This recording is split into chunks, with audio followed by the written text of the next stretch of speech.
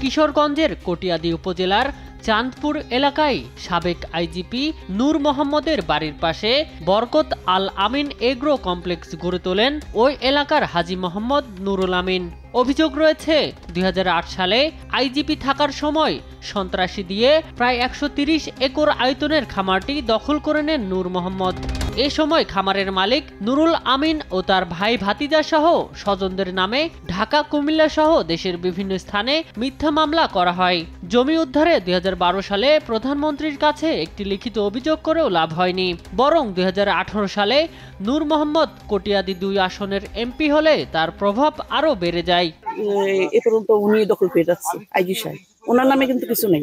আমার হাজবেন্ড থাকতে উনি মানে বিভিন্ন লোক লাগাইতো যে উনি কিনবে বলে, কিন্তু কিনে না, খালি সময় পাস করতো এগুলি করে। আমার স্বামীরা থামায় রাখতো যাতে কারোর সাথে কোনো কিছু না করে।